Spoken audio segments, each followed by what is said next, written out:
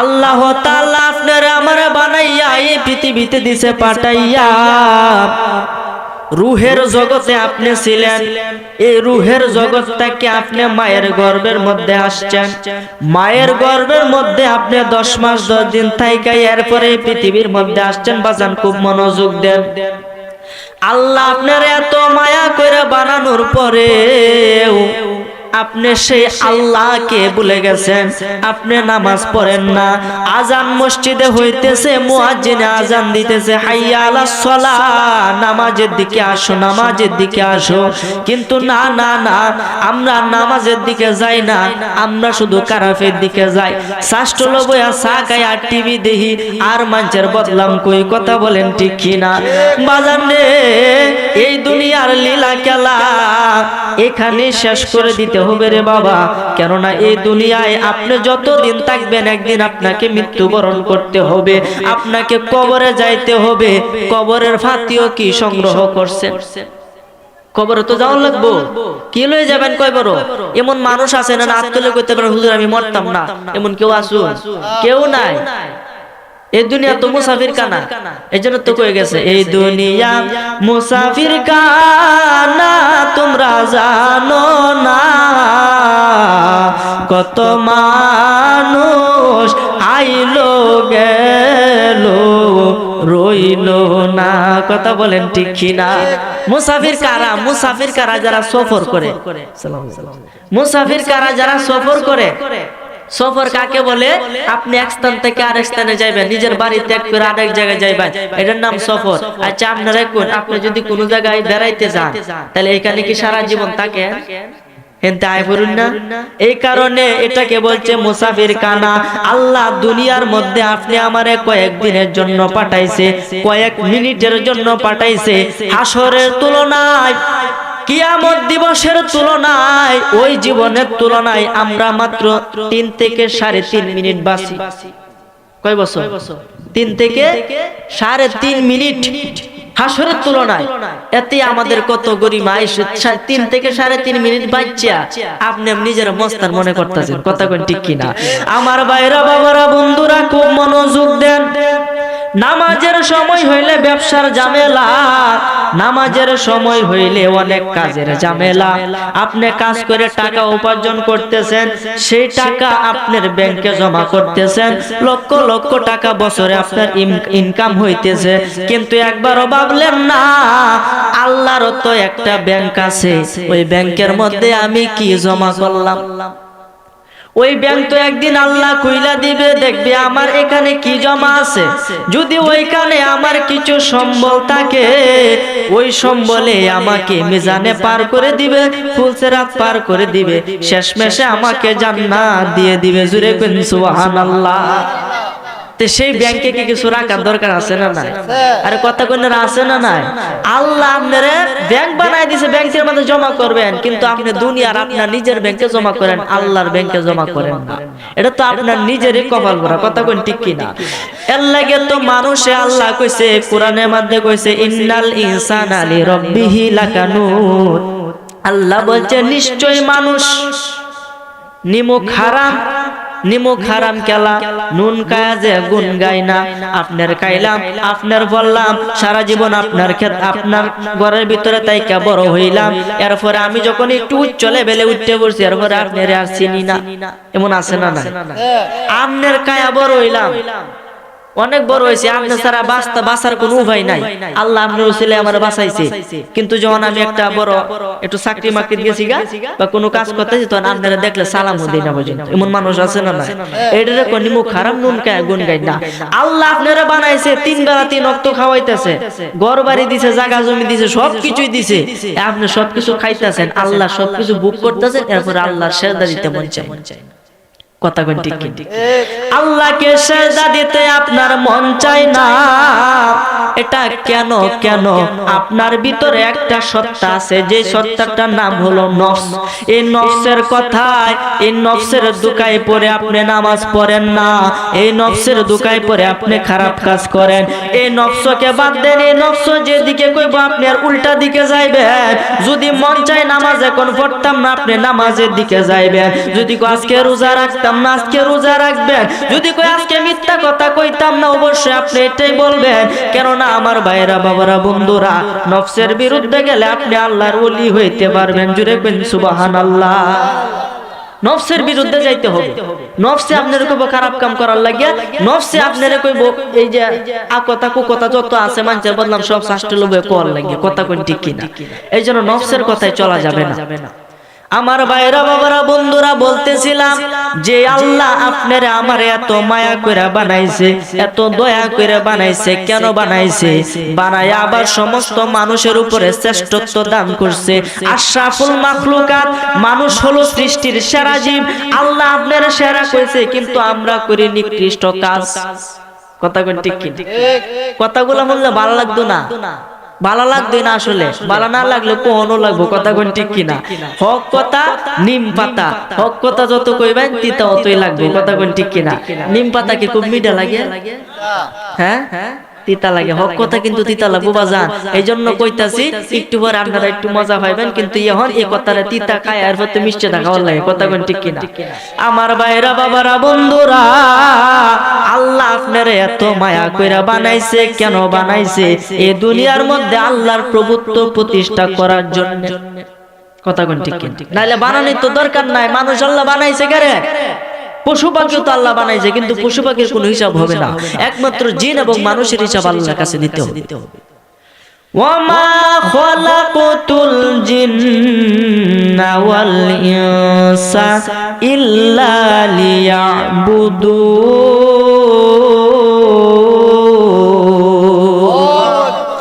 আমার আল্লাহ কোরআন মাজিদে কইছে, আমি মানুষ এবং জিন জাতিরে বানাইছি শুধুমাত্র আমার ইবাদত করার লাগিয়া।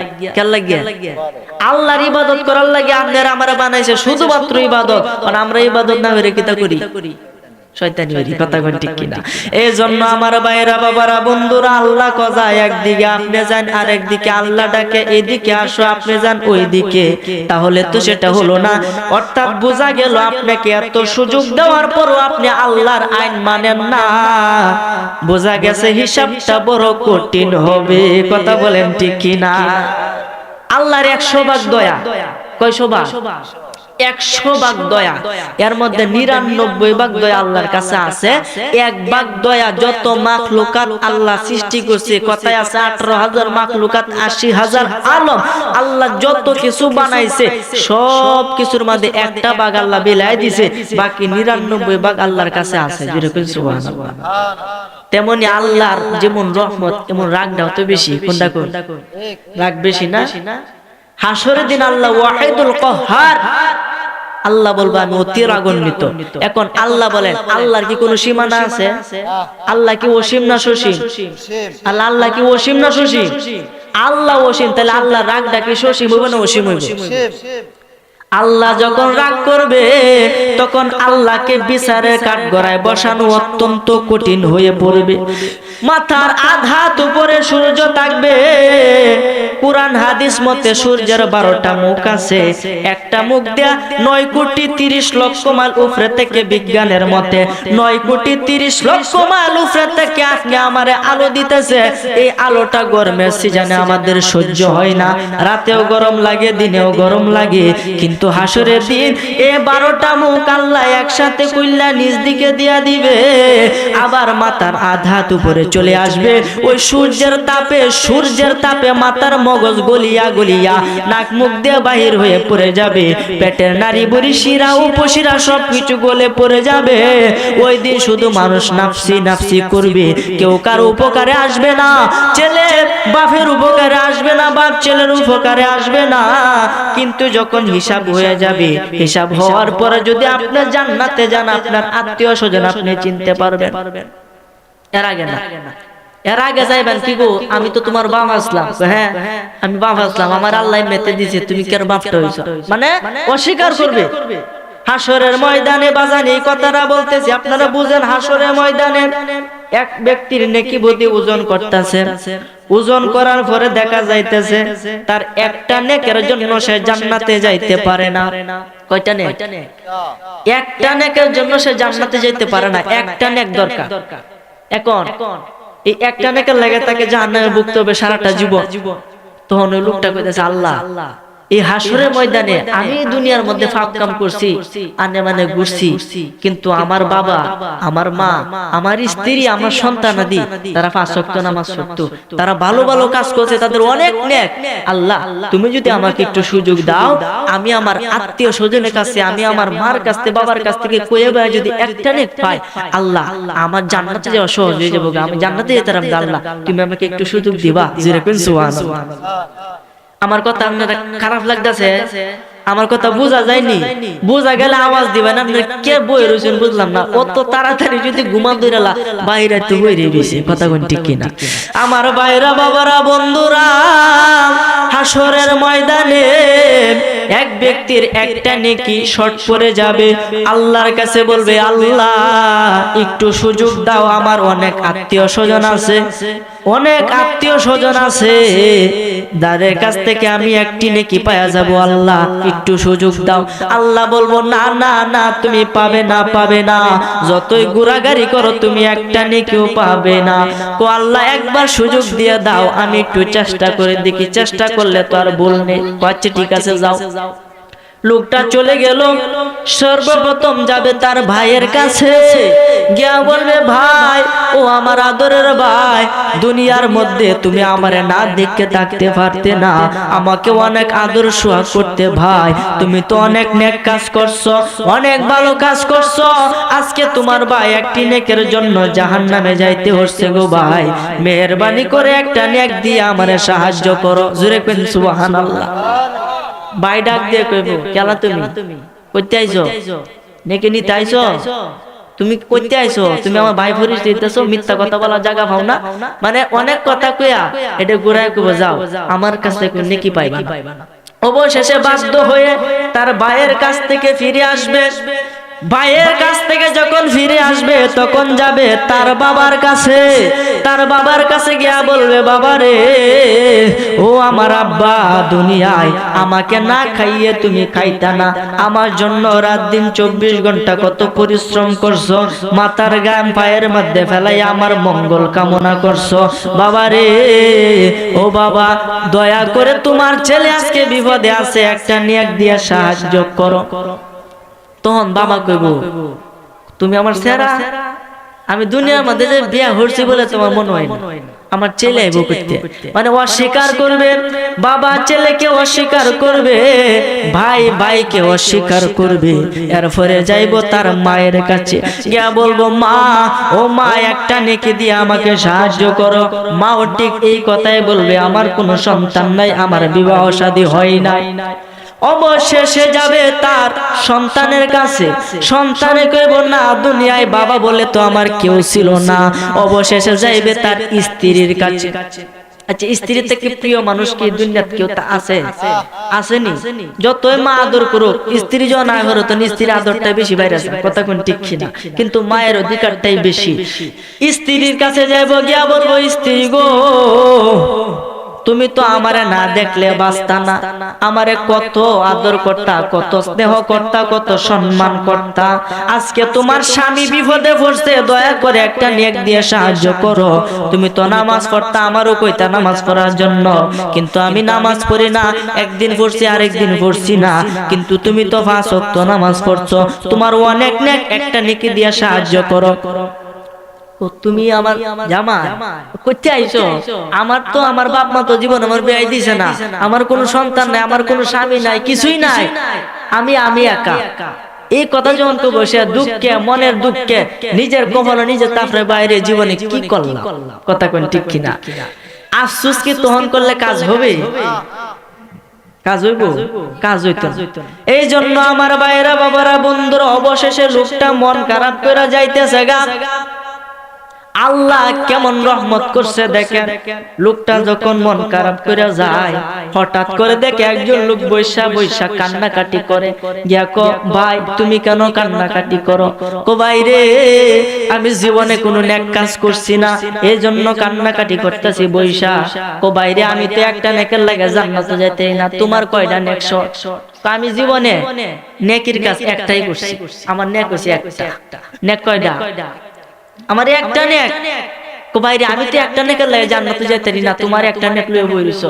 ভাই আমার একটা নেক, তুমি তো অনেকটি করছো, আমার তো সম্পূর্ণ জাহান্নামী।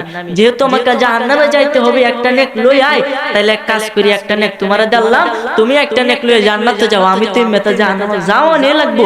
আচ্ছা একটা নেক দিল্লি কি আর না দিল্লি কি, যাই আমি জাহান্নামে যাই। এই কথা বললে সে খুশি হয়ে গেছে, খুশি হইলে নেকটা লয়ে গেছে দূরে। আল্লাহ নেক পাইছি, আল্লাহ কই এই করতে পাইছো সব কান্দে করছি, মায়ের কাছে গেছি, বাবার কাছে গেছি, বোনের কাছে গেছি, সবার কাছে গেছি, কিন্তু কেউ আমাকে একটা নেক দেয় না। অবশেষে একটা লোক একটা নেকি করছে জীবনে, তার কাছ থেকে একটা নেকি পাইছি। আমার আল্লাহ কইছে, আমার আল্লাহ কয় যেই বান্দা তোমারে একটা নেক দিয়ে সাহায্য করছে, সে নিজের চিন্তা করছে না, যাও তুমি তো জান্নাতে যাইবা, যে নেকটা দিছে তারও লয়ে যাও। জোরে কই সুবহানাল্লাহ। আল্লাহ রহমত করলে তো কত ভাই করতারে, কথা কোন ঠিক কিনা? আল্লাহ মাফ করলে কত ভাই করতারে। এই জন্য আমার ভাইরা, বাবারা, বন্ধুরা, সব সময় আল্লাহর প্রতি ভরসা রাখবেন, কেননা আল্লাহ একটু সামান্য কিছু দিয়ে আপনাকে ক্ষমা করে দিতে পারে। যেমন একজন লোক আর কি, মানে কিতাব লেখে, বই লেখে, তিনি আল্লাহর কাজ করার পরেও তিনি কিতাব লেখে, বই লেখে। সে মনে করতেছে আমি যদি কিছু ধর্মীয় কিতাব বই লিখে তুই যায়, তাহলে জনগণ মানুষ এই কিতাবগুলা পড়বো, পড়ে আল্লাহর পথে আইবো, তারা ভালো কাজ করব, আর এই কিতাবেই আমার নাজাতের উসিলা হবে। জুড়ে কোন সুবহানাল্লাহ। এটা সে মনে মনে ধারণা করছে। এইসব কইয়া সে কিতাব লেখা শুরু করছে। খুব মনোযোগ দেন, কথা বলবেন না। কিতাব লেখা যখন শুরু করছে, কিতাব লিখতে আগে কিন্তু দোয়াত কলম দিয়ে লিখতো। আমরা যারা মুরব্বী আছেন, মানে কালি আলাদা বা বড়াইয়া লয়ে লিখতো, আবার বড়াইতো, আবার লয়ে লিখতো, এমন কিন্তু হইতো। তখন ওই লোকটা এবার লেখতাছে, লেখার পরে অনেক কিতাব তিনি লিখছেন। লেখার পরে তিনি একদিন স্বপ্ন দেখতেছে, তিনি মনে করছেন এই কিতাবই আমার নাজাতের উসিলা। এই মনে করে সে অনেক ধর্মীয় কিতাব লিখলো। অনেক ধর্মীয় কিতাব লেখার পরে একদিন রাত্রে সে ঘুমাইছে, ঘুমের ঘরে দেখে কিয়ামত সংঘটিত হইয়া গেছে। কিয়ামত হয়ে গেছে। ইসরাফিল আলাইহিস সালাম এই দুনিয়ার সর্ব উত্তরে দাঁড়াইয়া এখন পর্যন্ত দাঁড়ায় রয়েছে, কিয়ামত পর্যন্ত দাঁড়ায় থাকবে। অন্ধকার আচ্ছন্ন বিশাল অন্ধকার, যে অন্ধকারের মধ্যে আর কোনো অন্ধকার নাই, যে অন্ধকারের উপরে আর কোনো অন্ধকার নাই, এই অন্ধকারের মধ্যে তিনি দাঁড়ায় রয়েছে, এখন পর্যন্ত দাঁড়িয়েছে, কিয়ামত পর্যন্ত দাঁড়ায় থাকবে। শেষে আজরাইল ইসরাফিল রে মারবো, মারার পরে আল্লাহ আবার ইসরাফিল রে জিন্দা করব। জিন্দা করার পরে হুকুম দিবে তুমি সিংহাতে ফু দাও। সিংহাতে ফু দিবে, তামাম পৃথিবী ধ্বংস হয়ে যাবে। কথা কোন ঠিক কিনা? পৃথিবী কি থাকবো মনোরম? পৃথিবী কিন্তু থাকতো না বাজান। এই পৃথিবীর লাগে কান্দুন। এই পৃথিবীর মাঝে অনেকগুলা দেশ আছে, ধরে অনেকটা দেশের ভিতরে অনেকগুলা থানা আছে, জেলা আছে। এক একটা থানা জেলার ভিতরে অনেকগুলা গ্রাম আছে। কথা কোন ঠিক কিনা? এই একটা গ্রামের ভিতরে আপনি থাকেন, একবার চিন্তা করেন, Bangladesh is a small country, Bangladesh বিল একটা ছোট রাষ্ট্র, ঠিক না বেটি? পারি না তো একটু কই, বাংলাদেশ একটু ছোট রাষ্ট্র, এটার ভিতরে অনেকগুলা জেলা, অনেকগুলা জেলার ভিতরে অনেকগুলা গ্রাম, এর ভিতরে আপনি থাকেন। এরপরে অতখানি জায়গার লাগে কাজে করেন। কথা কোন ঠিক কিনা?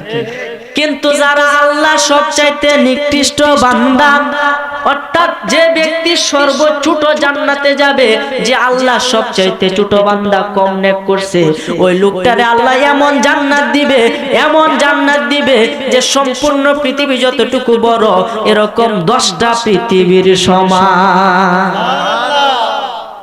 10টা পৃথিবীর সমান যদি সবচেয়ে ছোট জান্নাতটা হয়, তাহলে চিন্তা করেন বড় জান্নাতটা কতখানি বড়।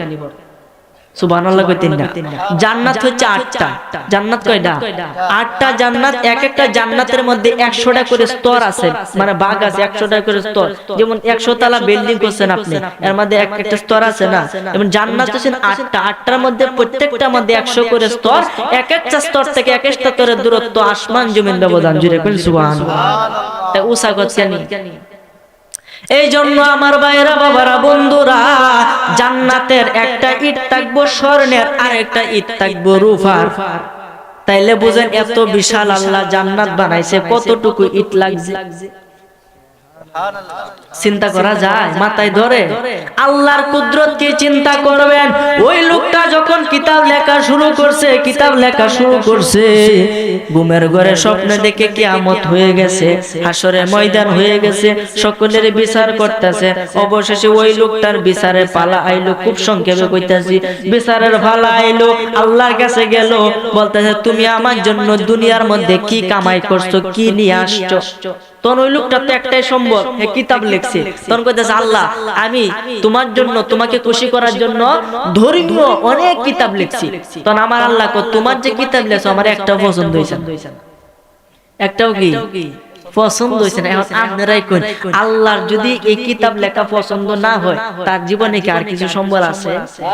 সে তো এই কিতাবকে নিজের সম্বল মনে করছিল যে আমার এই কিতাবই আমার সম্বল, আমার আর কোনো উপায় নাই। তখন আল্লাহ কইছে কিতাব তোমার পছন্দ হইছে না আমার, এখন কি হইব? তখন তো সে নির্ঘাত জাহান্নামী। কই রে এত কষ্ট করে এত রাত সজাগ থেকে আমি কিতাব লিখলাম, ওই কিতাবের আল্লাহর কাছে কোনো দাম নাই রে, আমি জাহান্নামে যাইতে হবে শেষে।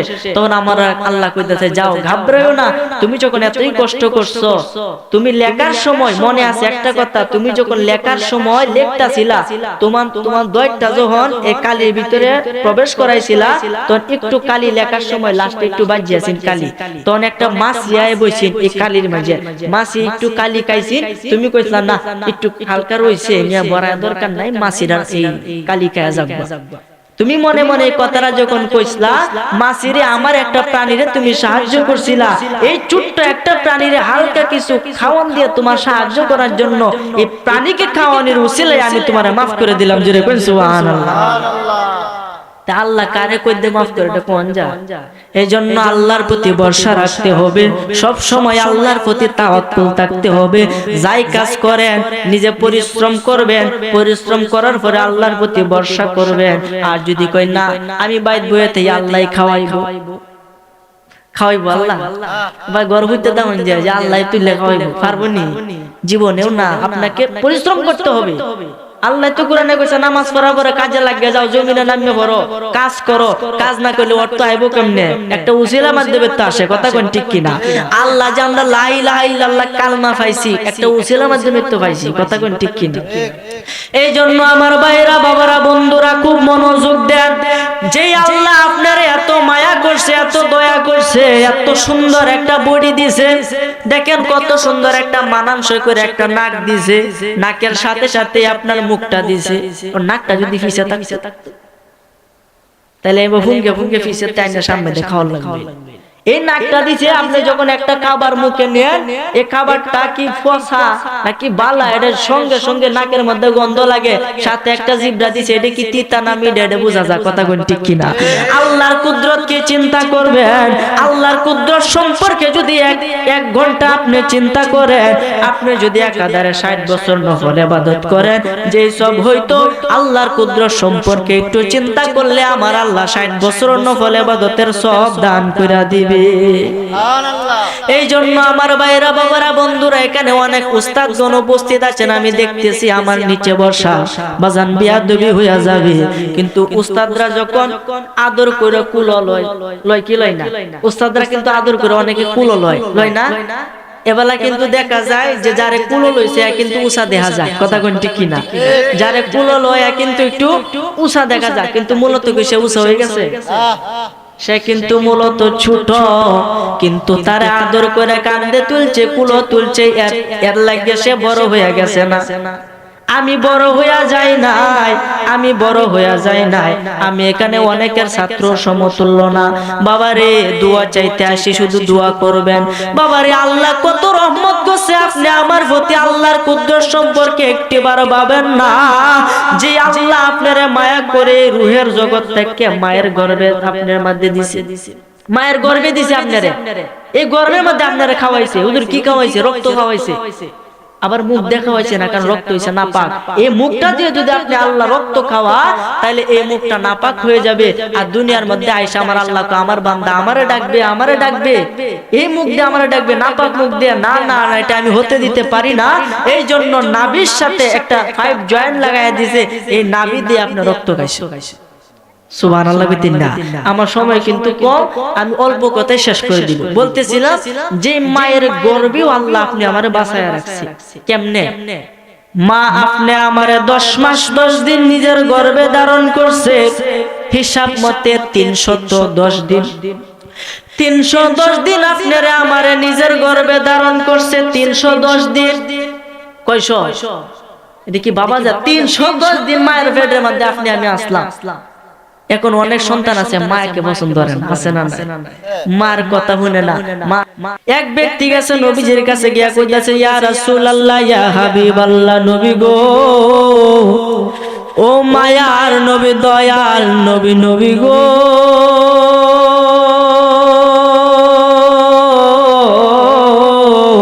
ইয়া রাসূলুল্লাহ, ইয়া হাবিবাল্লাহ, এই দুনিয়ার মধ্যে আমার সবচাইতে বেশি সম্মান কাকে করা উচিত, কাকে আমি সবচাইতে বেশি ভালোবাসবো, কাকে আমি সবচাইতে বেশি সম্মান করব?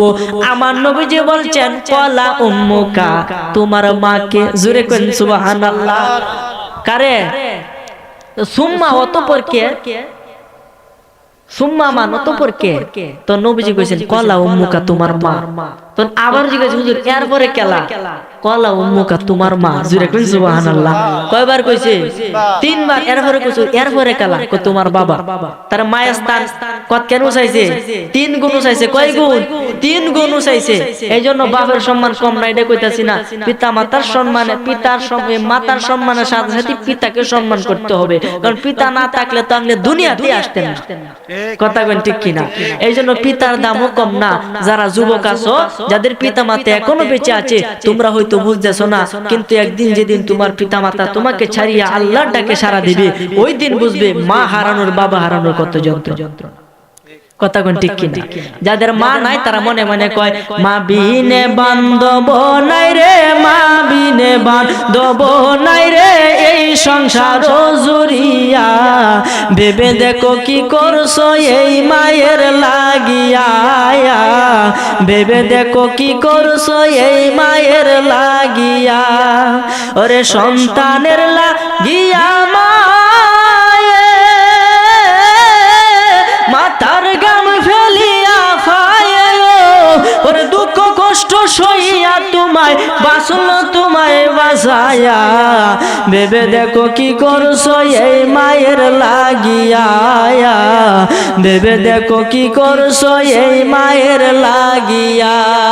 বাজান রে, মায়ের মনে কষ্ট দিলে কবরে শান্তি পাওয়া যায় না, মায়ের মনে কষ্ট দিলে হাসরে শান্তি পাওয়া যাবে না, মায়ের মনে কষ্ট দিলে ফুলসেরাতের ফুল পার হওয়া যাবে না, মায়ের মনে কষ্ট দিলে জান্নাত তো দূরের কথা, জাহান্নামের ভিতরে আপনাকে প্রবেশ করতে হবে।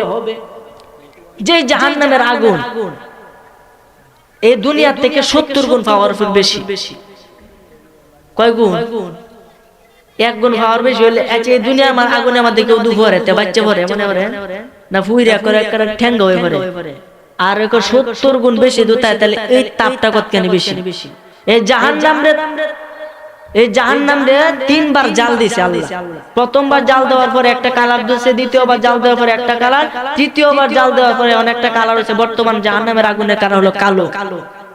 যেমন আগে কি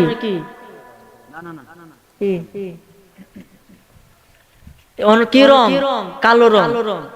বর্তমানে কালো রং। যখন আপনি ফুলসেরাতের ফুলের উপরে যাইবেন, ফুলসেরাতের রাস্তা অত্যন্ত অন্ধকার, এর তলে থাকবো জাহান্নামের আগুন। বলতে পারেন, হুজুর জাহান্নাম তো আগুন জ্বলে উঠবো, ফসর থাকবো, আমি ফুলসেরাতের ফুল দিকে যাই আমরা। নো নো নো, তলে থাকবো কালো আগুন, অর্থাৎ রাতের মতো। রাতে যদি কালো আগুন জ্বালায় দেন, তাহলে কিছু বাসবো? ফুলসেরাতের ফুলের রাস্তা অতি অন্ধকার, 30,000 মাইল লম্বা হবে শুনো সমাচার, চুলের মতো চিকন হবে হীরার মতো ধার, পাপীগণ কাটিয়া পড়বে দুজকের মাজার। ওরে এসব কথা শুনলে আমারে বাইরে মনে লাগে বড় ডর, পরকালে লইলি না খবর, দুনিয়ার দামে এসাই পইরা রে, পরকালে লইলি না খবর। জোরে কইন সুবহানাল্লাহ। আদি পিতা আদম যখন আল্লাহ বানাইছিল, এক ফেরেশতাকে মাটি আনতে হুকুম করিল। হুকুম পায়া এক ফেরেশতা মাটি আনতে যাই, ফেরেশতাকে মাটি দিল আল্লাহর দুহাই। দুহাই শুনে ওই ফেরেশতা ফিরিয়া আসিল, আরেকজনকে তখন আল্লাহ হুকুম করিল। এইভাবে তে ফেরেশতাগণ মাটি আনতে গিয়া দুহাই শুনে একে একে সব আসলো ফিরিয়া। অবশেষে মাটি আনতে আজরাইলকে পাঠাইলো, মাটির কান্দন না শুনিয়া ছিনিয়া আনিল। ওরে তখন হইতে আজরাইলকে রে আল্লাহ দিলেন জান কবজের ভার, পরকালে লইলি না খবর, দুনিয়ার তামেশাই পইরা রে পরকালে লইলি না খবর। একটি জবানও বন্ধ রাখিবেন না, চিৎকার মেরে বলেন না সুবহানাল্লাহ। সে আজরাইল কি হনা আছে? আছে না? না আমাদের কাছে আসবে কি আসবে না? আপনার অন্তিম সময় যেদিন উনি আসবে তখনই আজরাইল আপনার দুয়ারে হাজির হয়ে যাবে। আল্লাহ কোরআনে কইছে আমি আজরাইলকে এমন এক সময়ের মধ্যে পাঠাবো যখন তোমার সময় একদম শেষ হয়ে যাব, এক সেকেন্ড আগেও যাবে না, এক সেকেন্ড পরেও আসবে না, ঠিক সেই মুহূর্তে আসবে যে মুহূর্তে তোমার প্রাণটা কবজ করা হবে। মানুষের কিয়ামত হলো দুইটা। কিয়ামত কয়টা? একটা কিয়ামত বললে ভুল হবে। একটা হইছে বড় কিয়ামত, একটা হলো ছোট কিয়ামত। সুগরা আর কুবরা। কুবরা কোনটা? যখন ইসরাফিল আলাইহিস সালাম সিংহে ফুঁক দিব পুরো পৃথিবী ধ্বংস হয়ে যাবে, বড় কিয়ামত। আর ছোট কিয়ামত কোনটা? যখন একজন মানুষ মৃত্যুর স্বাদ যেবেলা মৃত্যুবরণ করে, মৃত্যুর সময়টা যখন তার ঘনিয়ে আসে, 7 সমুদ্র 13 নদীর পানি দিয়ে তার মুখে ঢাইলে দেন, এরপরে এই মৃত্যুর পিপাসা মিটবে। এত কষ্ট হবে মৃত্যুটা, এরপরও মানুষ বেহুশ, নামাজ পড়ে না, দাড়ি কাটলা। আর নবীজি কইছে যে ব্যক্তি দাড়ির মধ্যে খুন লাগালো সে যেন আমার গলা ছুরি লাগাইলো। নবীজির গলা ছুরি লাগায় মনে হল যে বেহেশতে যাবেন গা নাকি? তা কথার একটু করা হইতাছে, হইলে কি হইব? আমার বলতেই হবে সত্য কথা, যতদিন বেঁচে থাকবো আল্লাহ যেন বলার তৌফিক দান করে উচ্চ আওয়াজে বলেন আমিন। আমার ভাইরা, বাবারা, বন্ধুরা, যে ব্যক্তি দাড়ি রাখলো, ছোট থেকে একবারও দাড়ি কাটলো না, তার জন্য কি পুরস্কার? সে জান্নাতে তো যাবে, জান্নাতের মধ্যে লাইলু মজদুর বিয়া খাইবো। জোরে কইন সুবহানাল্লাহ। বিয়া খাইবো, বিয়া দিব আল্লাহ তাআলা দুইজনকে জান্নাতের ভিতরে। তো আমি যারা দাঁড়িয়ে একজনও কাটছে না, একবারও খুর লাগাইছে না, যে লাগাইছে একবার কিন্তু শেষ, যে লাগাইছে না শুরু থেকে রয়েছে সে বিয়া খাইতে পারবে। সুবহানাল্লাহ কইতেন না? আল্লাহর খাওয়ান কি মনোরু। এই মাহফিলটা হইলো আসলে বিয়া শাদীর মধ্যে গেলে আই খাওয়ানো সে খাওয়ান, আল্লাহর খাওয়ানটা কত কিনি হিসাব করছো? আই সভ্য না। আল্লাহ কে সসীম না অসীম? আল্লাহ অসীম, আল্লাহর খাওয়ানটা কে সসীম হলো অসীম হইব। আল্লাহ কোরআনে কইছে ওয়া রাফা'না লাকা যিকরাক, এটা তাফসীরে আসছে যে নবীজির সম্মান আল্লাহ এই দুনিয়াতেও বাড়াইছে, পরকালেও বাড়াইছে। এখন আল্লাহ কি সসীম না অসীম? অসীম। তাহলে আল্লাহ কইছে নবীজির সম্মান বাড়াইছে, এখন কতটুকু বাড়াইছে এটা আল্লাহই ভালো জানে। কথা কোন ঠিক কিনা? এইজন্য আল্লাহর কোনো সীমানা নাই। আল্লাহ তো আল্লাহ, আল্লাহ মহান, বিশাল। সে আল্লাহর রহমত বিশাল, রাগও কিন্তু বিশাল। যেদিন রাগ উঠতে পারবো আল্লাহর বিচার কাজের মধ্যে বহাইতে তো কষ্ট হইব। কথা কোন ঠিক কিনা? যেদিন আপনার মাথার আধাত উপরে সূর্য থাকবে, মাটি তামার মতো গরম হয়ে যাবে, 12টা মুখ একসাথে আল্লাহ ঘুরাই দিবে, বেঈমান ব্যক্তির মাথার মগজ গলিয়া গলিয়া ফুরিয়া যাবে। ওই সময় মানুষ ইয়া নাফসি ইয়া নাফসি কইয়া বাবা আদমের কাছে যায়, গিয়া কও বাবা আদম, ও আমাদের আদি পিতা আদম, বাজান শাফায়াত হলো 7 প্রকার। এটা ফায়দে কইলা শাফায়াত হলো 7 প্রকার। এই প্রথম প্রকারের শাফায়াত কইতে 1-2 ঘন্টার প্রয়োজন, আমি খুব সংক্ষেপে বলতেছি। কিতাবের নাম হলো ইসবাতুশ শাফাআত। এই কিতাবের প্রথমে আছে একটা হাদিস, হযরতে আবু হুরায়রা রাদিয়াল্লাহু তাআলা আনহু হইতে বর্ণনা করেন, নবীজি বলছেন শাফায়াত হলো 7 প্রকার। এর মধ্যে প্রথম প্রকার শাফায়াত, যেটা কোনো নবী করবে না, যেটা কোনো ওলি করবে না, যেটা কেউ করতে পারবে না, যার দায়িত্ব দেওয়া হবে দয়াল নবীকে। জোরে করেন সুবহানাল্লাহ। কারে দিব? হাসরের দিন যখন নাফসি নাফসি করবে মানুষ, এত কষ্ট সহ্য করবে মানুষ, 50,000 বছর লাগাতে কার হইতে থাকবে। এই রোদে নিজে 50,000 বছর লাগাতে একটু সামান্য কারণে তো কবর হইল। কথা কোন ঠিক কিনা? যখন মানুষ এইভাবে কষ্ট করবে, যাইবে বাবা আদমের কাছে, গিয়া বলবো ও বাবা আদম, আপনি তো আমাদের আদি পিতা, আপনি তো সবার পিতা, এই বেটা এনো কুম্বালা তুই দি কথা হইতাছে যে ফিস্তর পেয়ে বইছো আমার তো ডর হচ্ছে। আচ্ছা যাই হোক, ছোট মানুষ বুঝছে না, তুই ভালো। সবাই যাবে বাবা আদমের কাছে, গিয়া কইবো আমাদের আদি পিতা আদম, আপনি তো আমাদের আদি পিতা, আপনি সবার আগে সৃষ্টি হয়েছেন, আপনাকে আল্লাহ 60 হাত লম্বা করে বানাইছে, আপনি এত বিশাল, আপনি যদি আল্লাহর কাছে একটু দয়া করে বলেন যে আল্লাহ বিচার কার্যটা শুরু করতো, আমরা তো অস্থির হয়ে যেতেছি। বাবা আদম বলবে না না না, এটা আমার কম্ম নয়, আমি দুনিয়ার মধ্যে আল্লাহ আমাকে বানায়া জান্নাতে দিছে, আল্লাহর অরিজিনাল জান্নাতে দিছে, দুনিয়ার কোনো জান্নাত নাই। আল্লাহর অরিজিনাল জান্নাতে যখন দিছে তখন আদম রে বলছিল ইয়া আদম উসকুন আনতা ওয়া যাওজুকাল জান্নাহ, ও আদম তুমি এবং তোমার স্ত্রী জান্নাতে বসবাস করো, কিন্তু খবরদার খবরদার ওই যে গাছটা দেখতেছো এই গাছের কাছেও যেও না। আপনারা এগুলো জানেন কিন্তু বলতাছি, এই গাছের কাছেও যেও না, কিন্তু তারা কি গেছে না, এটা কার দুকায় গেছে? শয়তানের দুকায় গেছে। ওই কান থেকে শয়তানের দুকা শুরু হয়েছে, কারণ সেজদা দিতে কইছি, সবাই সেজদা দিছে, কিন্তু ইবলিসে সেজদা দিছে না। আল্লাহ কইছে আবা ওয়াস্তাকবার ওয়া কানা মিনাল কাফিরিন, তুই জন আমার আদেশ অমান্য করছস, মানে আমার নবীরে তুই অপমান করছস। আদমের ভিতরে তো নবীজি আছেন, জোরে কইনা সুবহানাল্লাহ।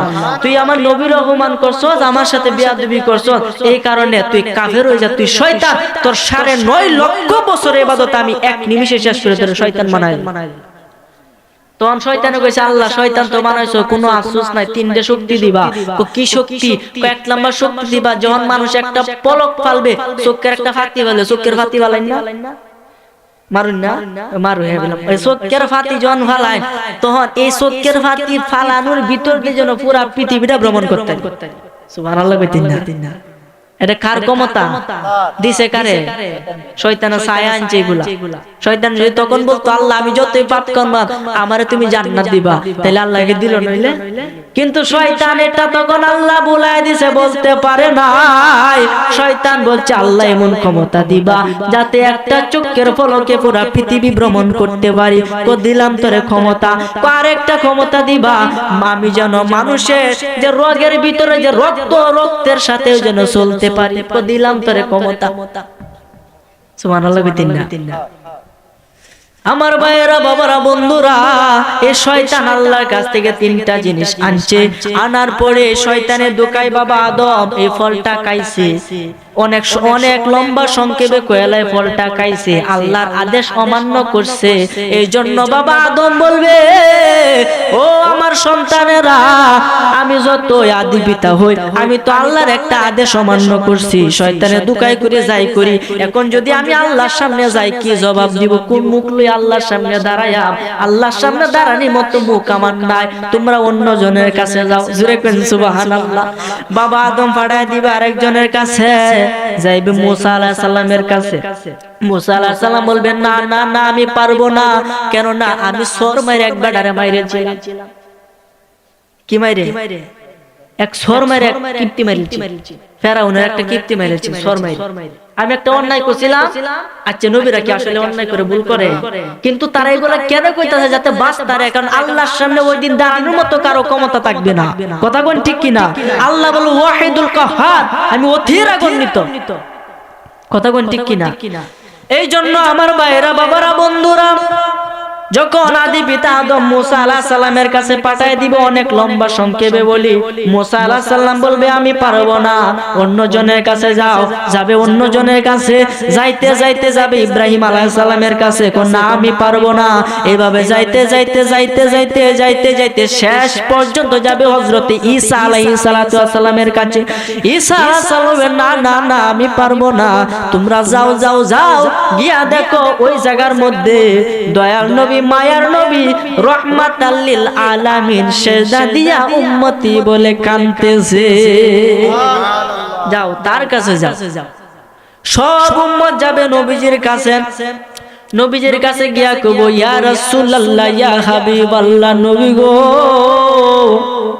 আমরা আজকে এত বিপদের মধ্যে আছি গো নবী, দয়া করে আপনি আল্লাহর কাছে একটু সুপারিশ করেন যাতে বিচার কার্যটা শুরু কইরা দেন। নবীজি সিজদা থেকে মাথা উঠাইয়া দৌড়িয়া গিয়ে আল্লাহর সামনে সিজদায় পড়ে যাবে। আমার আল্লাহ বলে, ও দোস্ত হাবিব, আপনাকে দুনিয়ার মধ্যে 90 বছর হায়াত দিলাম। কত বছর? 90 বছর হায়াত দিলাম। তোর মধ্যে 27 বছর কাটাইলাম মেরাজে, 63 বছর কাটাইলেন দুনিয়ার জমিনে। আপনি সারা জীবন উম্মতি বলে কায়দা গেছেন। এখন পর্যন্ত আপনি কবরেও কান্নাকাটি করতেছে, এখনো করতেছে, কিয়ামত পর্যন্ত আপনি উম্মতি বলে কাঁদতেছিলেন। হাসরের ময়দানে দুস্থ হাবিব আপনাকে আর কাঁদতে দিব না। বলেন আপনি কি চান? বলেন আপনি কি চান? আপনি যাহা চাইবেন তাহাই পাইবেন। আমি আল্লাহর কাছ থেকে আপনি ফিরত যাবেন না। ওই দিন নবীজি ছাড়া আপনার কোনো সাথী থাকবে না। এর নাম হচ্ছে শাফায়াতে কুবরা, মানে সবচেয়ে বড় শাফায়াত যেটা নবীজি আপনি আমার জন্য করলেন। তাহলে সেই নবীজিকে জানের চাইতে ভালোবাসার দরকার আছে না নাই? মুহাব্বত করার দরকার আছে না নাই? ও নবীজির মুহাব্বত কেমনে আপনি বাসাইবেন? আপনার নিজের জীবনটাকে সুন্নতে গড়ে। নবীজি কিভাবে চলছে, কিভাবে খাইছে, কিভাবে ঘুমাইছে, কিভাবে কথা বলছে, কিভাবে মানুষের সাথে চলছে, এই সব কিছু অনুসরণ করেন। আমার আল্লাহ কইছে আতিউল্লাহ ওয়া আতিউর রাসূলা, তোমরা আল্লাহ এবং তার রাসূলের আনুগত্য করো, অনুসরণ করো। জোরে কইন সুবহানাল্লাহ। মানে আল্লাহর অনুসরণ আপনি কেমনে করবেন? আল্লাহর আপনি ভাই কারে পাইছো? নবীজিরে। নবীজি কেমন আছে? নাই। কেলা আছে? আল্লাহর ওলিগণ। আল্লাহর ওলিগণের চরিত্র নবীজির চরিত্র, কারণ তারা হাদিস কোরআন পড়ে নবীজি কিভাবে চলছে এটা তাদের মধ্যে ফুটায় তুলছে। তাদেরকে দেখে যদি আপনি তাদের মতো হতে পারেন, আমার নবীজি কইছে, আমার আল্লাহ কইছে, যদি আমার নেককার বান্দাদের মতো তোমরা হয়ে যাও, আমার নবী খুশি হয়ে যাবে। আর আমার নবী যদি খুশি হয়ে যায়, আমি আল্লাহ খুশি হয়ে যাব। জোরে কই সুবহানাল্লাহ। তাহলে নবীজিকে খুশি করার দরকার আছে না নাই? এই জন্য নবীজিকে খুশি করতে হলে যারা দাড়ি নাই ইনশাআল্লাহ দাড়ি রাখবে। একটা দাড়ির মধ্যে কয়জন ফেরেশতা খেলাধুলা করে? 70 জন ফেরেশতা। সুবহানাল্লাহ কইতেন না? একটা দাড়ির মধ্যে এক সাহাবীর ঘটনা না বললে পারি না। নবীজির কাছে গেছে, তার একটা দাড়ি। কয়টা দাড়ি? কয়টা? খুব মনোযোগ দেন। একটা দাড়ি। গেছে নবীজির কাছে, নবীজি তারে দেখে মুস্কি মুস্কি হাসে। এবার মনে করছে, দেখছো কারবারটা, আমার একটা দাড়ি দেখে নবীজি হাসলো। না না, এই দাড়ি আমি রাখতাম। গেছে দৌড়ে ভাই, গিয়া দাড়ি কাটতে আসে নবীজি। নবী তারা দেখে চেহারাটা এত মলিন করছে, তার দিকে তাকায়ও না, অন্য দিকে চাইছে। হে আয়ে সামনে যে নবীজি পিছে চাইছে, পিছন দে যা নবীজি সামনে দেসা, ইম্মেদে যা নবীজি হিমদেসা, হিমদেদে যা নবীজি ইম্মেদেসা। আর তার দিকে তাকাইতেছে না। শেষ পর্যন্ত সে কথাও বলতেছে না নবীজি।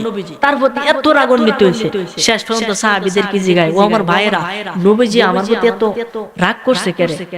রাগ করছে কেরে? আরে তোমার যে একটা দাড়ি আছে, এই দাড়ি তুমি কাটতে যা রাগ করছে। ও এটা তো হতে পারে না, নবীজি আমার দাড়ি দেখে হাসিয়ে দিছে, এর লাগে আমি দাড়ি কাটতেছি, লজ্জা। নবীজি রাগ করবে এটা তো আমি জানতাম। কয়টা ঠিক আছে? নবীজির জিগায়। গেছে গিয়া কইতাছে, ইয়া রাসূলুল্লাহ, ইয়া হাবিবাল্লাহ, নবী গো, ও মায়ার নবী, দয়াল নবী, আপনি ওই সাহাবীকে প্রথমে দেখে আসলেন, এরপরে রাগান্বিত হইলেন, কারণ কি? কারণটা একটু বলেন, কারণটা একটু বলেন। নবীজি বলতেছে, ও আমার আদরের সাহাবীরা, তোমরা শুনে রাখো, ওই যখন একটা দাড়ি নিয়ে আমার সামনে আসিয়াছিল, আমি দেখলাম তার একটা দাড়ির মধ্যে 70 জন ফেরেশতা খেলাধুলা করে। সুবহানাল্লাহ কইতেন না? আমি দেখলাম, কারণ ফেরেশতারা মানুষে দেখতে পারে না। নবীজির কাছে জিব্রাইল আইছে, মানুষে দেখে নাই, নবীজি দেখছে। জোরে কইন সুবহানাল্লাহ। ফেরেশতা অদৃশ্য, দুই কাঁধে দুইজন ফেরেশতা আছে না? কিরামান কাতিবিনা ইয়ালামুনা মা তাফআলুন। জোরে কইন সুবহানাল্লাহ। দুই কাঁধে দুইজন ফেরেশতা, কিরামান কাতিবিন। নাম কি? আর কত নাম কি? আর কত কিরামান কাতিবিন আছে না নাই ফেরেশতা? দুই কাঁধে আছে না? আরে রাহরে না রে, দুই কাঁধে ফেরেশতা আছে না? আছে। যদি কেউ প্রমাণ করতে পারে যে কিরামান কাতিবিন নামে কোন ফেরেশতা আছে, কিরামান কাতিবিন নামে, তাদের নামে কোন ফেরেশতা আছে? নাই। কিরামান কাতিবিন নামে ফেরেশতা নাই। হুজুর তে কি কইলেন? এটা কি কোনো কথা হইলো? জীবন ভর আল্লাহ কোরআনে কইছে কিরামান কাতিবিনা ইয়ালামুনা মা তাফআলুন, তোমরা কি করো সবকিছু লেখে, লেখে কি লেখে না? অন্ত ফেস লাগছে নি সন্দেহ বন্ধে ফেসটা ভাঙ্গে দেই। কিরামান কাতিবিন নামে কোন ফেরেশতা আল্লাহ বানাইছে না। কিরামান কাতিবিন শব্দের অর্থ হইল সম্মানিত লেখকগণ। জোরে কইন সুবহানাল্লাহ। এটা কিন্তু ফেরেশতার নাম না, এটা সম্মানিত লেখকগণ। অর্থাৎ কতজন লেখক এটা আল্লাহ ছাড়া কেউ জানে না। দুইজন আপনার কান্দে আছে, দুইজন আমার কান্দে আছে, এই প্রত্যেকের কান্দে দুইজন আছে না নাই? ওজন লাগে, ধরলে লাগবো, ভিজাইলে ভিজবো, কিন্তু দেখেন না কেন? এটা নবীজি দেয়া। জোরে কইন সুবহানাল্লাহ। যখন দেখতেছে তার একটা দাড়ি 70 জন ফেরেশতা খেলাধুলা করতেছে, নবীজি খেলাধুলা দেখে মুস্কি হাসি দিছে। যখন দাড়িটা কাটতেছে নবীজির বুকে, নবীজির গলার মধ্যে জীবন ছুরি লাগাইয়া দিছে, নবীজি খুব কষ্টবিত হইছে। এরপরে সাহাবী দাড়ি রাখিয়ে দিছে। জোরে কইন সুবহানাল্লাহ।